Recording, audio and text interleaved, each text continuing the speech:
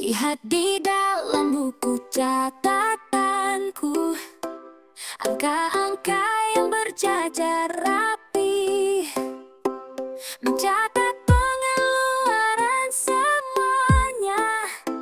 Kakek ibuku jadi temanku.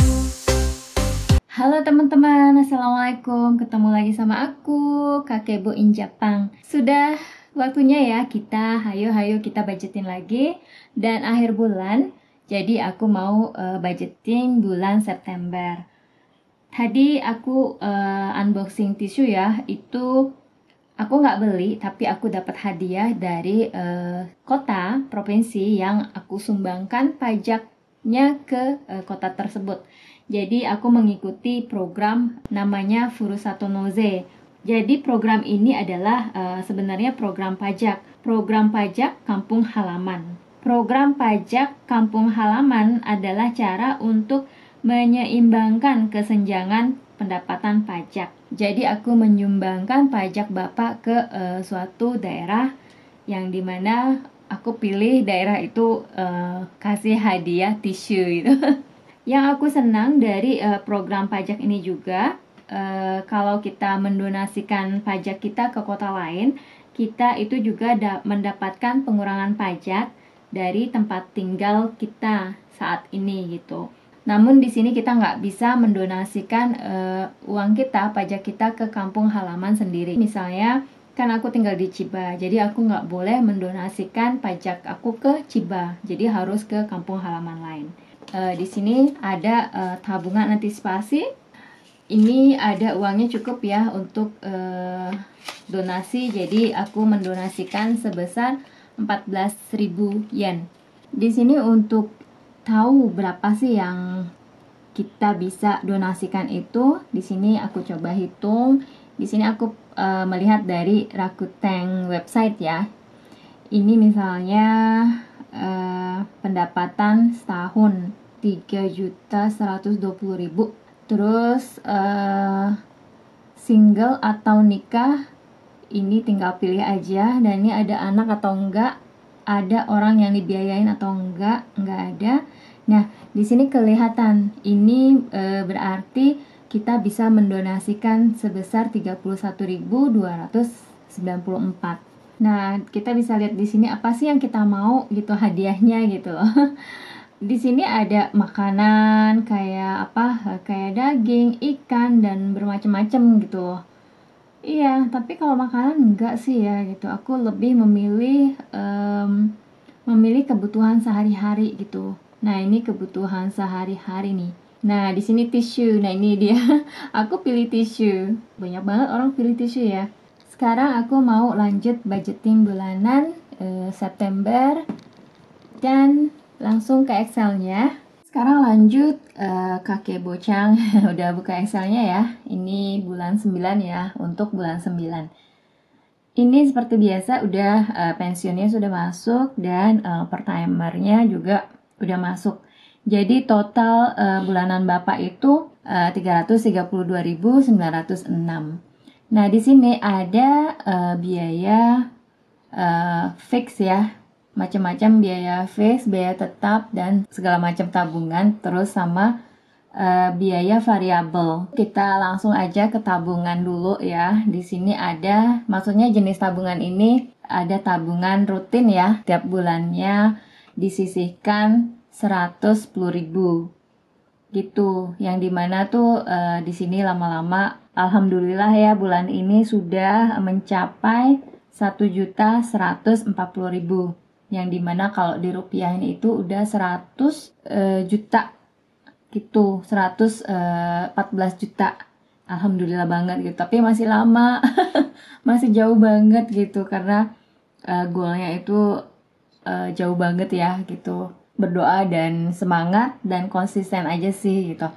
Nah, lanjutnya itu di sini juga ada pajak, pajak mobil, motor, terus ini maintenance-nya mobil juga, pajak mobil ini setahun maintenance yang diwajibkan ya. Ini bulanannya 5.000, maintenance yang biasanya 860, pajak mobil 3.300 dan motor 340 per tahun ya. Jadi ini semua biaya cicilannya tiap bulan dicicil gitu, biar nanti pas tahun berikutnya ya itu nggak memberatkan ya. Kalau Syakeng ini dia 2 tahun sekali, tapi tetap dibagi bulanannya itu menjadi 5.000 gitu. Nah ini aku pindahkan ke rekening lain ya. Ini aku pakai Postbank. Jadi ini semua di total adalah 9.500. Sedangkan ini juga dipisahkan dari rekening pengeluaran. Keseluruhan biaya fix kolam tabungan ini yaitu 119.500. Oke, selanjutnya aku masuk ke biaya tetap 1. Biaya tetap ini berhubungan sama sewa tanah, karena tanah ini bukan milik kita ya, masih tanah pemerintah. Jadi ada biaya sewanya. Nah ini karena masih punya pemerintah, jadi aku punya target tujuan goal supaya bisa kebeli tanahnya. Terus pajak aset, yaitu ini pajak aset ini berupa kita memiliki rumah di atas tanah ini dan ada pajaknya. Pajaknya ini sebulannya 5.000. Terus sama asuransi, semuanya asuransi Didi dan asuransi aku, macam-macam, banyak banget gitu. Dan ini jumlah keseluruhannya itu biaya fix 1 yaitu 89.970.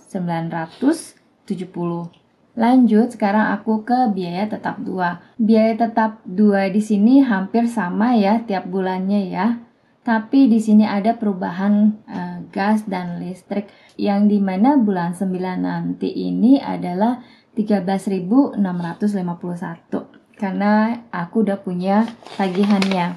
Terus air tetap bulanannya 3.500 karena dia dibayar 2 bulan sekali, jadi aku nyicil per bulan itu cuma 3.500. Dan di sini ada tambahan makam. Jadi Bapak ambil alih pembayaran makam orang tua di sini, nenek kakek ya kalau bagi aku.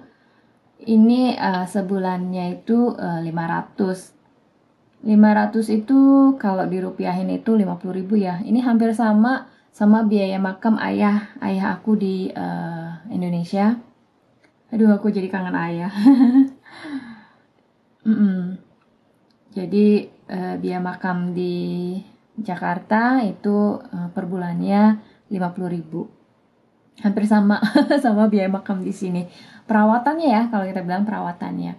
Seluruh totalnya itu menjadi biaya tetap 2 itu 65.551. Dan kita lanjut lagi ke biaya variabel ini yang isinya adalah kesehatan Bapak, maksudnya dokter, rumah sakitnya Bapak, semuanya ini. Yang di sini ada yang aku taikin dari medical. Medical ini biasanya aku kasih 8.000 per bulannya, tapi aku tambahin menjadi 10.000.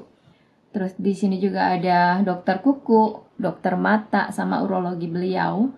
Nah, selanjutnya di sini ada kolam makanan, foods, yang dimana ini adalah biaya makan kita, biaya foods ya, biaya lauk gitu. Karena berasnya dari aku.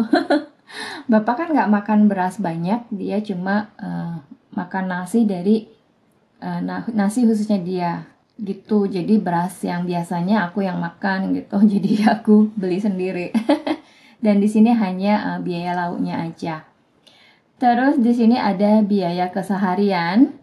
Di sini aku kasih 2.000. Biaya keseharian ini mencakup biaya yang non food ya teman-teman, seperti sampo, sabun, tisu kayak gitu. Dan pokoknya yang non food gitu. Biar nggak rancu sama makanan.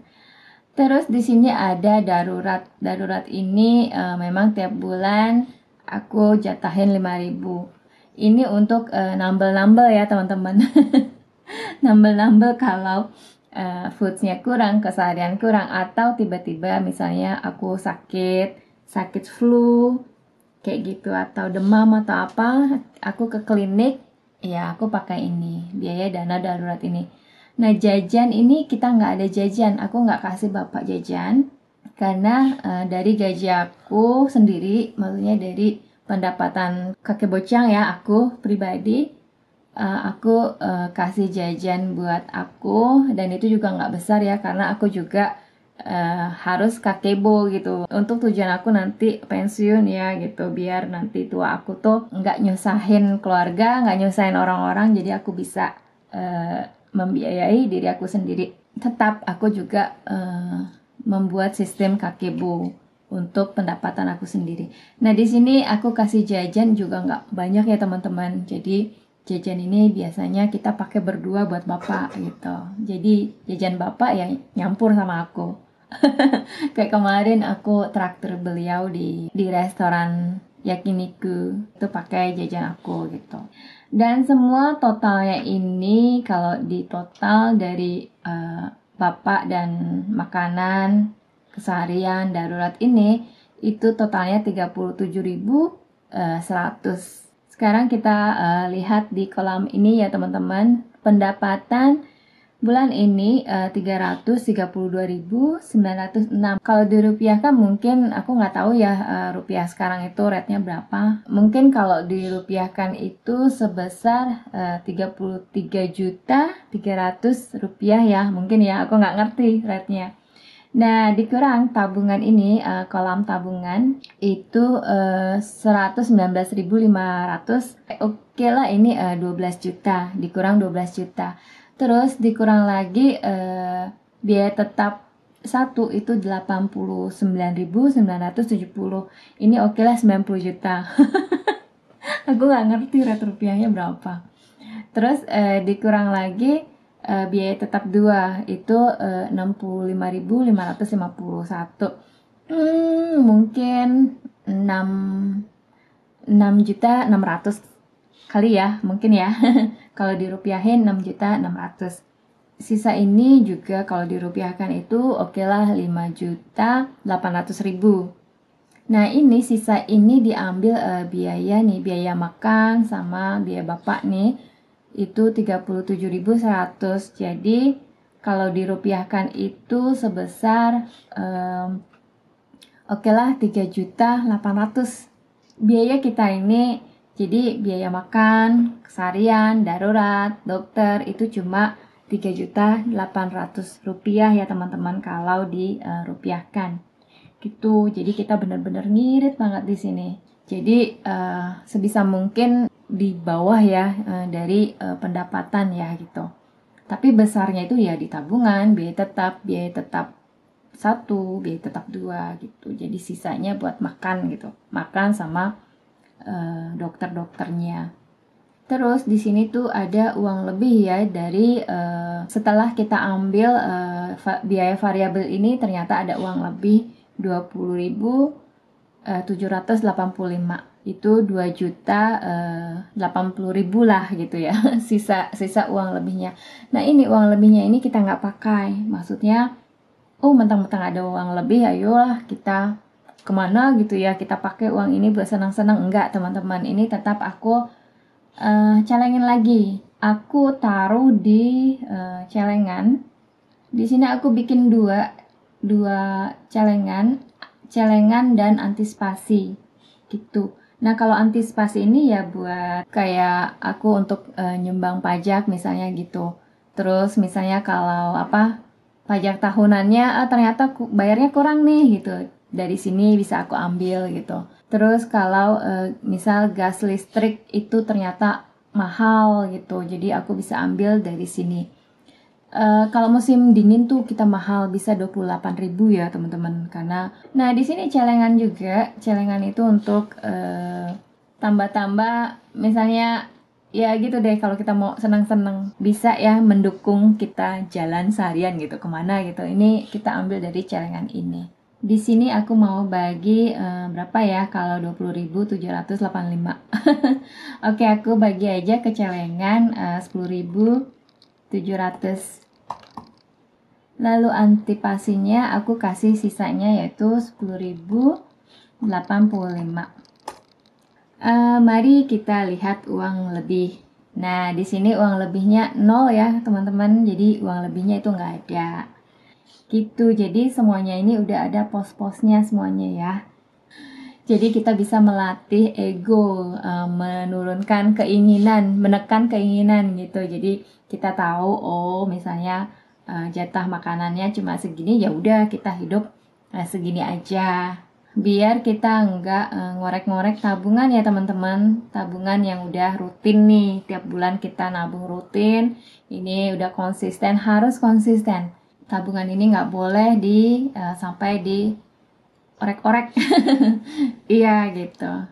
Terus celengan ini juga buat kayak kemarin tuh adiknya bapak dateng kan makan sushi, mereka seneng-seneng kumpul.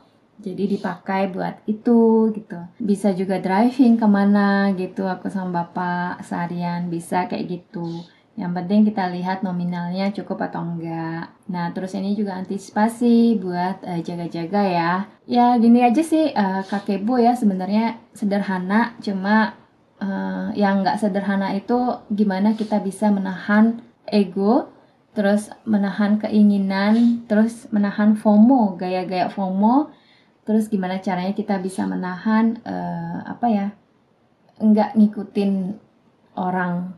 Kita bisa konsisten menuju apa yang kita akan capai.